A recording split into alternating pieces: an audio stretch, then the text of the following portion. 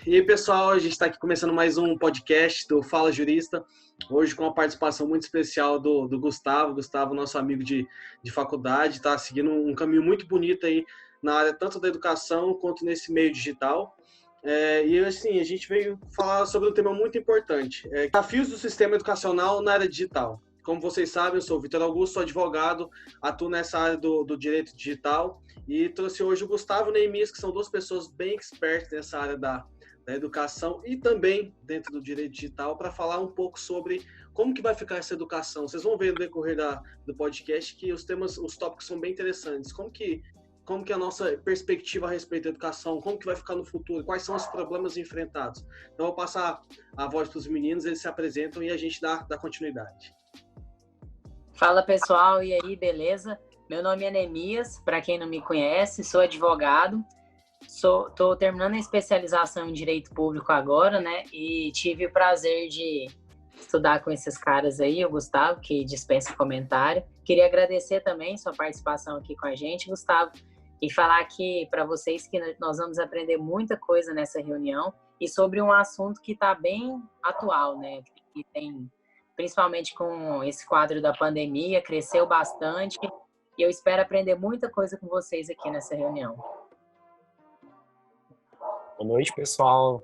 Agradeço pelo convite aí do Vitor, fiquei muito feliz. Também agradeço a presença aí do Neemias. A gente teve essa oportunidade, né, de fazer, apesar de não ter estudado juntos na mesma turma, a gente estudou na mesma faculdade, se conheceu lá. Então, a gente desenvolveu esse laço lá na faculdade. Então, estou muito feliz. Meu nome é Gustavo. E atualmente eu faço mestrado em Direito na UNB.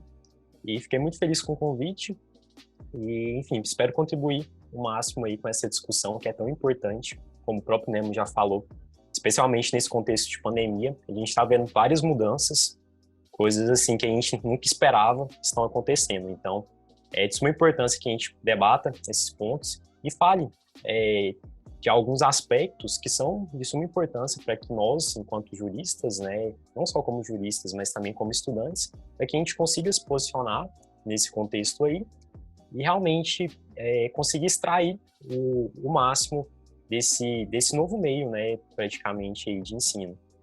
Óbvio, perfeito. Gustavão e Nemo, claro, a gente já para dar o start aqui no tema, eu acho um tema muito importante porque eu vejo hoje em dia os estudantes eles com muitas dificuldades, né, sobre como que eles vão se adaptar a esse sistema EAD, como que as coisas vão acontecer, a segurança deles em relação a, poxa, eu estou estudando hoje, como que vai ficar o amanhã, como que vai ficar o meu estudo, será que realmente isso tudo que eu estou fazendo agora vai ser aproveitado? Porque, por exemplo, na minha escola de inglês, eles estão dando aula agora, só que isso nem conta no tempo de contrato, é como se fosse um extra. E os alunos, eles, querendo ou não, eles são motivados, né, por precisar estar ali fazendo algo que realmente vale a pena, que vai contar para eles de algum modo. E dessa perspectiva, eu já passo aqui para o primeiro tópico, que é como vocês enxergam o cenário pós-pandemia. As experiências com as inovações foram interessantes para a nova geração? Teve que fazer à distância também, ou seja, querendo ou não, o pessoal foi forçado, né? Então, muitas pessoas se acostumaram, muitas não gostaram, mas essa é a realidade, né? Que tem crescido e vai crescer muito mais por ser, como eu posso dizer, que em curta distâncias, né? Facilita a vida de muita gente o ensino à distância. Eu acredito que é isso, né? Vamos ver o que o Gustavo tem para falar disso daí. Aproveitando o gancho aí do Nemo, que ele já comentou, acho que a gente já pode tirar por experiência desse período que a gente está passando, para já ter um norte de como que vai ser esse período pós-pandemia. Eu vejo assim que grande parte das universidades, principalmente as particulares, todas elas já se adequaram. Muitas delas já tinham um sistema EAD e basicamente elas só migraram o pessoal que era do presencial para o ensino à distância. Então, as universidades particulares, elas conseguiram isso com muita naturalidade, muita tranquilidade. Já nas universidades públicas, eu vejo que tem um outro porém, um outro lado, porque entra num ponto ainda que eu vou falar um pouquinho mais na frente, mas já dando um spoiler aqui, que é a parte da inclusão digital. Então, muitas universidades públicas, elas não conseguiram começar a iniciar uma atividade à distância. Então, muitas universidades estão com o calendário suspenso. Então tem esse ponto. Mas eu penso, assim, de uma forma geral, que é um cenário favorável para o crescimento desse ensino à distância. Eu creio fortemente que a gente vai conseguir, aí nesse contexto, se aproximar um pouquinho de países europeus e também próprios Estados Unidos, que já tem uma cultura muito forte do ensino à distância, tanto para graduação, quanto também para mestrado, quanto também para doutorado, que é algo que não tem aqui no Brasil. Por exemplo, mestrado e doutorado, salvo engano, foi no final do ano passado que saiu uma portaria do Ministério da Educação autorizando a abertura de cursos de mestrado e doutorado EAD. Só que eu acho que no Brasil ainda não começou nenhum curso, especificamente de mestrado, que seja totalmente EAD. Então, eu acho assim que, como o próprio Nemo comentou, esse período está servindo de teste, muitas universidades realmente estão testando, e muitas coisas vão servir de experiência para esse cenário pós-pandemia. Mas eu queria tocar num ponto aqui que eu acho que é muito importante para a gente falar desse contexto, o porquê que a gente tem medo desse cenário EAD. Por que a gente tem medo? Porque o EAD que é implantado aqui no Brasil, ele é muito diferente, a grande parte, né, na verdade, dos EADs, é muito diferente de países europeus, ou, por exemplo, Estados Unidos, Canadá, de outros países que são desenvolvidos, porque grande parte desses grupos educacionais que aí são detentores de grande parte das instituições de ensino, eles têm um EAD que é basicamente para inglês ver, que é um EAD que é com uma mensalidade muito barata, mas realmente, assim, o curso, a qualidade do curso não é a ideal. Então, muitas pessoas acabam optando por esse sistema de ensino EAD, pegando um pouquinho aí um contexto antes da pandemia, elas acabavam optando porque, enfim, é uma forma muito boa da gente conseguir encaixar na nossa rotina, porque você pode estudar o horário que você quiser. Mas também pelo fato da mensalidade ser um valor mais acessível, isso é um ponto benéfico, muito interessante. Só que a qualidade de ensino, infelizmente, em grande parte dessas instituições, deixavam muito a desejar. E o que eu estou vendo é que, assim, muitos cursos de qualidade, nesse contexto agora de pandemia, só eram presenciais, eles estão migrando todos para o online. Então, assim, tem uma parte que tem qualidade, que está migrando para o online, mas também tem um outro lado, uma grande quantidade de cursos que não tem qualidade. Então, a gente sempre tem que ver esses dois lados. Tem coisa que presta, tem coisa que não presta. Então, tem esses dois pontos. Do ensino tradicional, eu também vejo assim que é uma oportunidade da gente estar rompendo com aquele sistema de educação que a gente tinha no método tradicional, que é o mesmo do século XIX. Alunos ali na sala de aula, enfileirados, o professor ele vai lá e ele simplesmente fala, ensina uma matéria, fala de um tópico, mas os alunos eles estão ali mais como um recipiente. O professor está falando, tá jogando a informação para dentro da cabeça do aluno, enfim. Sim, não, e é muito interessante, Gustavão. Desculpa até te interromper, mas só para ressaltar um detalhe que eu acho que nós três vivenciamos e que é muito interessante fazer essa análise. Que, por exemplo, na nossa universidade, é tão expressivo isso que você acabou de falar agora, da metodologia de um século já passado, e tipo, muito passado, né? Quase 200 anos aí, a nossa escola, ela é feita toda de tijolinhos, a porta tem uma janelinha, e o sinal, meio que o nosso sinal do intervalo. Ele meio que simula uma sirene, como se a gente estivesse dentro de uma prisão. E tudo isso remete a esse antigo ensino, né? Quadros verdes também. Sim. O mesmo que minha mãe estudou. Exatamente. 1900 e bolinha. Mas é isso. Então, assim, eu vejo que a gente tem que lutar, sim, por um ensino à distância, mas que seja um ensino à distância de qualidade, que consiga superar esses déficits que a gente tinha no presencial. E eu acho que dá, sim, para realmente ter um ensino à distância de qualidade. Mas tem esses outros poréns aí, esses outros pontos negativos que eu não vou comentar agora para não me delongar, mas vou falar um pouquinho mais lá na frente. Ótimo. E, cara, assim, a minha opinião é que esse período que a gente está passando agora, ele está servindo para a gente ter uma experiência com muita coisa. Muitos pontos eles ficaram bastante claros nesse momento, que é, por exemplo, a deficiência do nosso ensino quando diz questão do estudo realmente à distância. Porque, querendo ou não, não adianta você ignorar. Tem uma frase que eu gosto muito, eu falo sempre, que é quando o direito ignora a realidade ela se vinga ignorando o direito.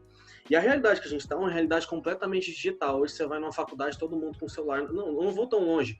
No ensino fundamental, você vai, as crianças, todas elas estão com seus celulares, com seus dispositivos eletrônicos, e isso faz parte da nossa realidade. Se não só o direito, mas como o sistema de ensino, ele ignorar essa realidade, muito provavelmente a realidade vai se vingar também ignorando esse sistema de ensino. Então, eu acho muito interessante essa situação que deixa exposta muitas falhas, que a gente vai falar um pouco lá na frente, né, das dificuldades tanto dos professores quanto dos alunos, mas que eu queria falar aqui que é, por exemplo, das próprias universidades. Como que esse sistema, como que esse método de ensino vai ser aplicado quando for à distância? Porque não adianta você vir com a mesma metodologia para o aluno, porque a gente sabe que, querendo ou não, quando você vai para a faculdade, você está ali dentro da sala de aula porque você quer estudar. Mas e quando você está em casa? Que você tem a sua mãe passando atrás da sua câmera, você tem um desenho passando ali, o desenho eu falo assim no caso das crianças, né? Mas Cachorro você tem latindo. cachorro latindo a todo momento, e o tanto de memes que a gente viu aí na internet durante essa quarentena, justamente dessa tentativa do EAD, isso fica muito, muito claro que a abordagem, tanto do aluno quanto do professor, ela vai ter que ser diferente, né? E também a necessidade da criação de novos métodos ali para se aprimorar esse ensino. Por exemplo, essa plataforma que a gente está usando aqui, o Zoom. Cara, o Zoom eu nem ouvi falar antes da quarentena, eu nem sabia que existia. E o tanto que isso ganhou força. Se você for olhar o preço de mercado das ações, o preço de mercado do Zoom, se você fosse comprar a empresa Zoom antes da pandemia e para comprar a empresa Zoom hoje, a empresa que fornece todo esse serviço, cara, eu tenho certeza que o aumento do valor do sistema e da empresa, ele cresceu exponencialmente. Isso fica muito interessante quando a gente analisa de um ponto dessa necessidade, né? Inclusive, sobre o que você falou aí, da questão da adaptação, do cachorro passando, latindo, a mãe passando atrás, é engraçado porque a nossa era, talvez nem tanto, mas a das pessoas mais novas que a gente, é uma era completamente digital. Todo mundo tem Facebook, Instagram, WhatsApp, celular, computador, videogame, tem tudo. E o que eu acho incrível, que eu percebo, é que às vezes a escola, por exemplo, nessa período de pandemia, incentiva pouco o aluno, entendeu? A maneira deles, claro que também não é todo mundo que está acostumado a lidar com isso, porque é uma coisa nova, mas a maneira deles colocar a aula, trabalhar isso, às vezes deixa ela um pouco improdutiva, entendeu? E aí junta a falta de, como eu posso dizer, de experiência nessa área com o pouco interesse do aluno, aí pode ser prejudicial. Mas eu acredito que como foi um período teste e tudo mais, digamos assim, né, um período teste, que as coisas vão melhorar. Inclusive que o Gustavo falou de adotar o estilo europeu e tudo mais, de uma plataforma mais consistente, mais bem elaborada, seria interessante também. Tô pegando o gancho aí do Vitor também, falando que antes da pandemia nem conhecia o Zoom, né? Eu tive contato com o Zoom, mas assim, era bem brevemente. E agora, tava até vendo aqui no meu celular a quantidade de aplicativos que eu tenho de videoconferência. Vou até mostrar para vocês. Acho que não vai dar para ver. Dá para ver. Mas só que o Duo, Hangouts, Skype, Teams e o Zoom. Sim. Então, assim, e muitos aqui eu nem conheci, fui começar a utilizar agora nesse contexto de pandemia, e a gente tem que se adaptar, ir estudando, aprendendo. A nossa facilidade, apesar de a gente ser de um contexto, né, de estar num contexto totalmente digital, a gente já ter nascido num contexto da informação, da informática, a gente ainda tem dificuldade. Então, assim, eu fico vendo pessoas que são mais velhas, por exemplo, minha mãe, enfim, são pessoas que têm muito mais dificuldade para manusear essas ferramentas.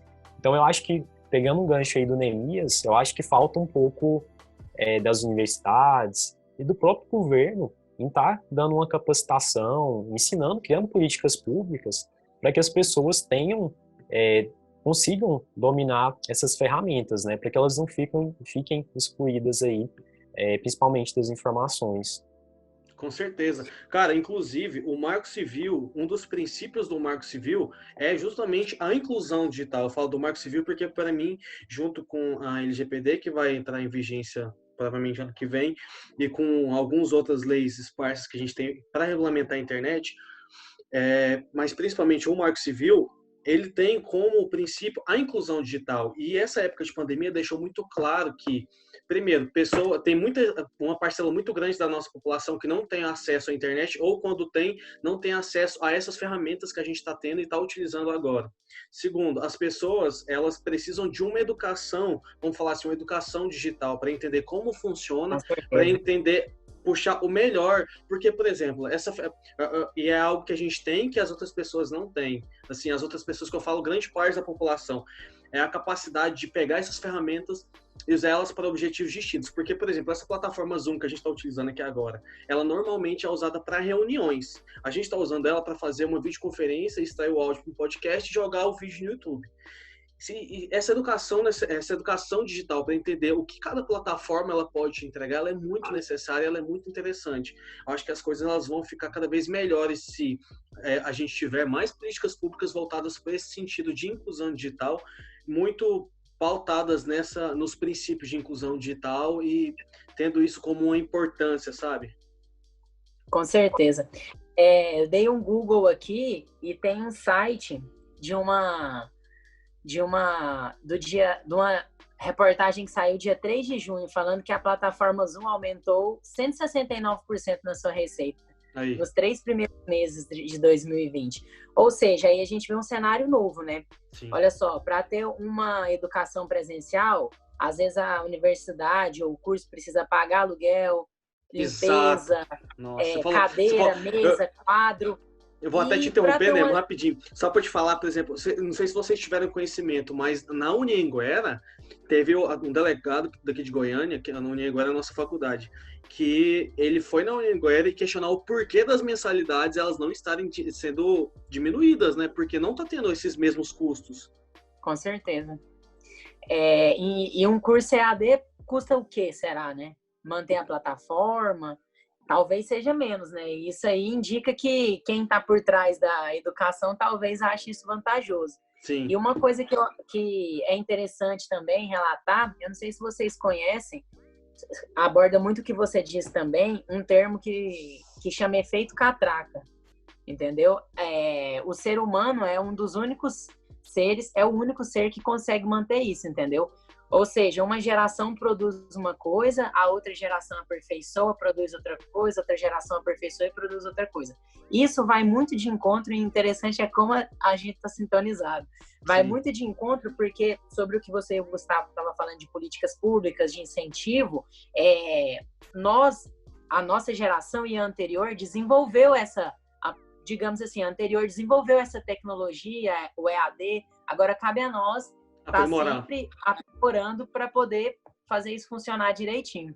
Sim, sim. E já passando para o segundo tópico, aí eu queria saber de vocês. A visão da população com EAD mudou após essa imposição das escolas, faculdades, dos cursos com esse modelo de ensino? Vocês acham que, por ter sido imposto e não ser algo opcional, vocês acham que a opinião da população mudou ou continua a mesma, esse preconceito com EAD, enfim, justamente esse preconceito com ele, vocês acham que continua ou que a visão das pessoas mudaram?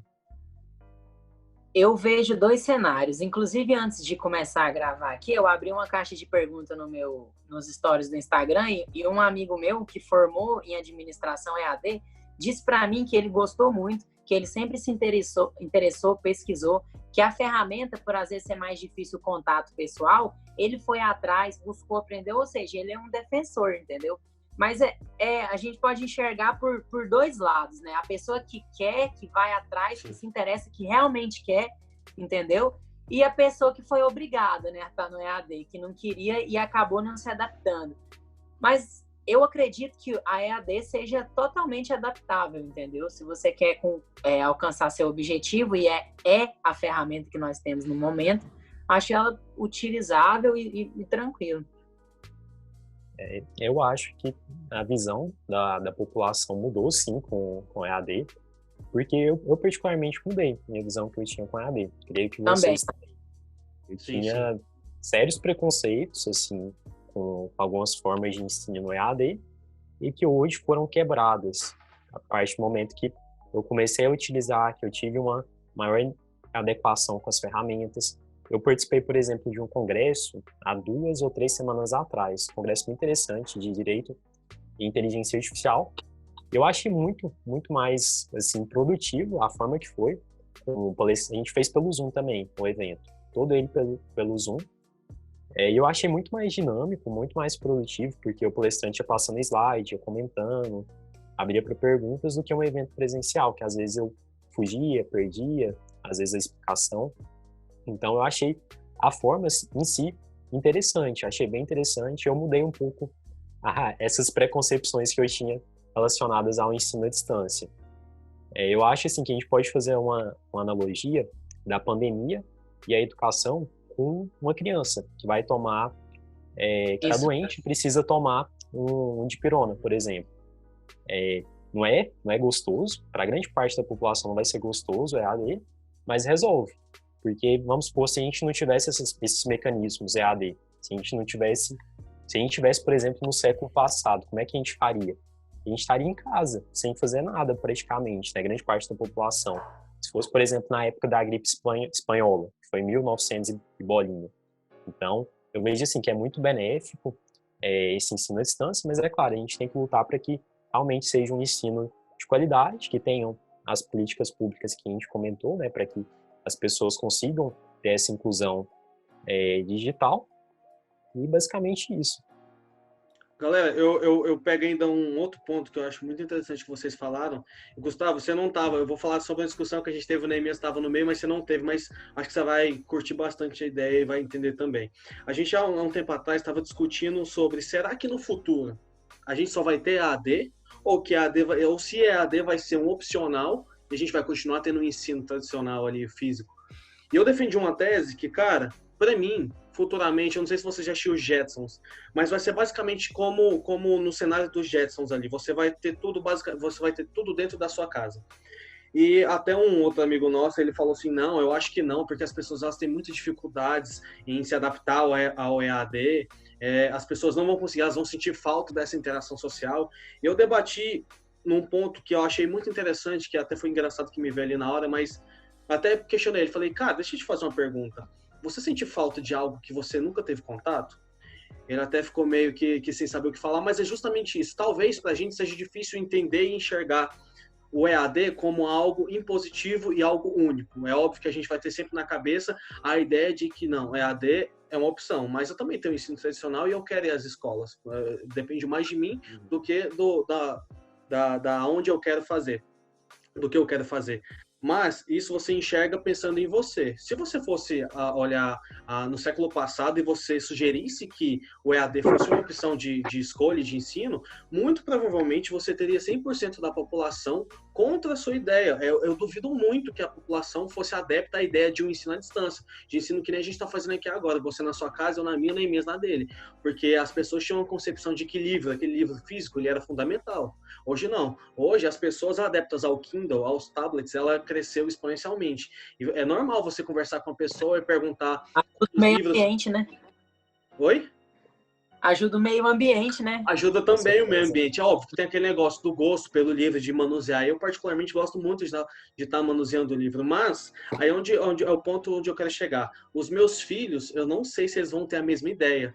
E é justamente por isso que eu falei, você consegue sentir falta de algo que você não teve contato? Porque os meus filhos, muito provavelmente, eles vão ter muito menos contato do que eu tive com o ensino tradicional. Eles vão nascer numa época onde o EAD vai ser algo muito mais aplicado. E isso envolve até no tópico anterior. O que vocês acham? É muito mais econômico para um diretor de uma faculdade ele manter uma faculdade física ali onde ele vai ter gasto com energia, luz, água, principalmente, por exemplo, o ar-condicionado, a luz ligada o dia inteiro naquela faculdade. Você imagina o quanto de gasto ele não vai ter, em detrimento de uma opção de um EAD, onde ele vai ter o gasto com o professor, com a plataforma e com pouca coisa mais, com a administração ali que vai ser um pouco mais complexa por estar lidando com pessoas à distância. Então, eu acho que essas questões elas têm que ser muito levadas em consideração e a gente tem a ideia de que sim, o EAD ele é o futuro e é algo que, independente da nossa opinião, vai ser algo aplicado e vai ser algo que hoje é imposto, mas no futuro, os nossos filhos eles vão ter muito mais contato e vão ser muito mais adeptos a ele do que nós somos e do que nossos pais são e foram no tempo e na geração deles. Bacana. Um ponto que eu queria só fazer um parêntese, porque eu vejo, Gustavo, eu penso num sistema híbrido, meio presencial, meio à distância. Eu acho que dá para conciliar as duas formas e fica um formato, pelo menos particularmente para mim, de ensino interessante, principalmente no nível de faculdade, graduação, pós-graduação, mestrado, doutorado.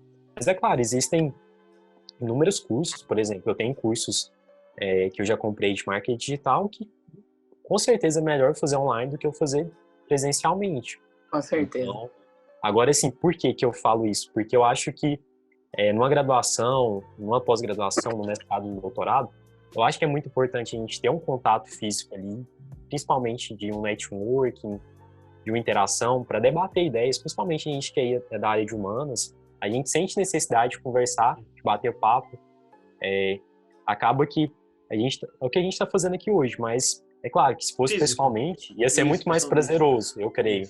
Então, eu acho que o que eu sinto ainda falta no ensino à distância é essa interação que, infelizmente, só o ensino físico pode nos proporcionar. Aquela conversa ali de congresso, enfim, eu acho que falta um pouquinho disso aí.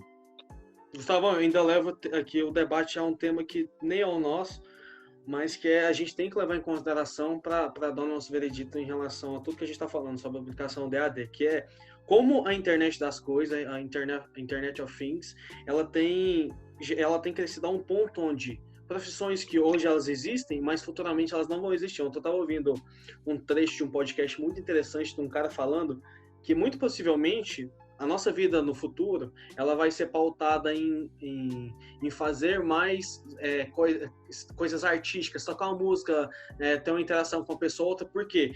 Porque as atividades que a gente tem hoje como fundamentais, como medicina, como advocacia, eu vou falando de advocacia no modo geral, todas essas áreas de direito, elas muito provavelmente vão ser substituídas por robôs.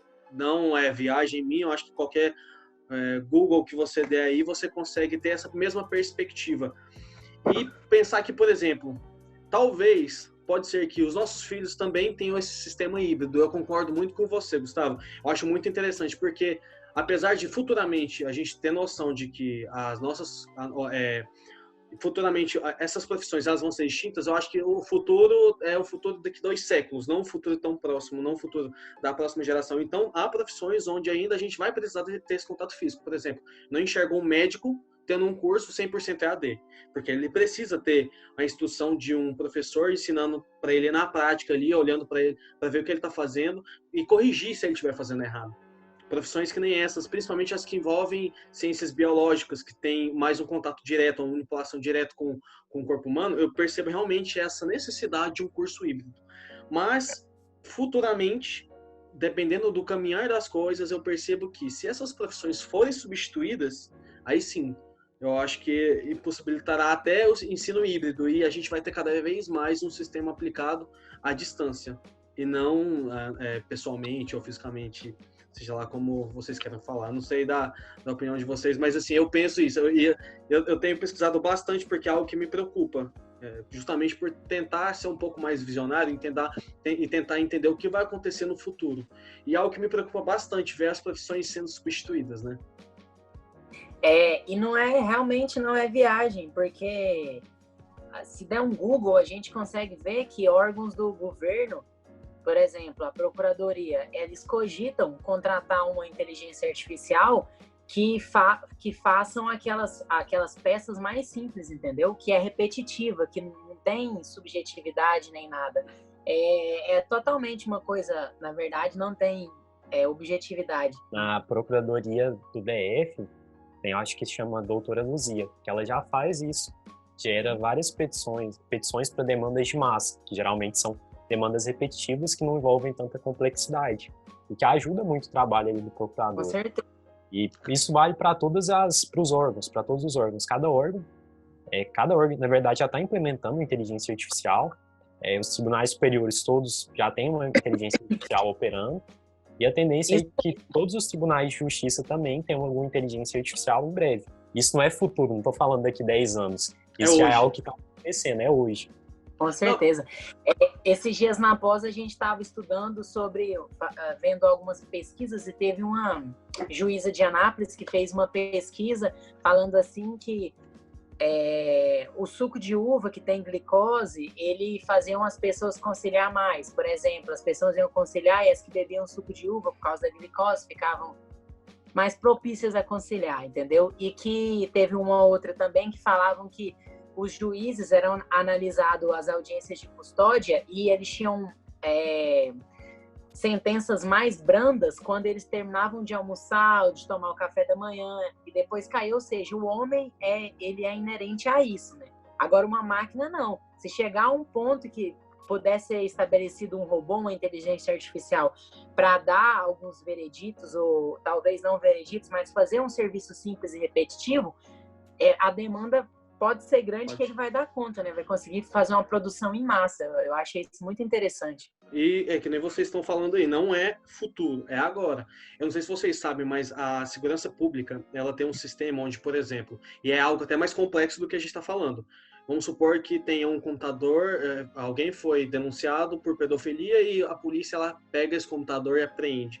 A investigação desse computador, para a investigação desse computador, tem programas onde eles fazem comparações dentro dos pixels da foto e fazem comparação, porque tem um padrão, por exemplo, dependendo a certas partes do corpo humano, as fotos, elas têm um padrão ali, e esse programa ele consegue fazer uma análise dentro de todo o HD e captar e extrair todo aquele documento. Então, fica muito mais fácil. Então, você imagina com assuntos, com texto, que são outros caracteres.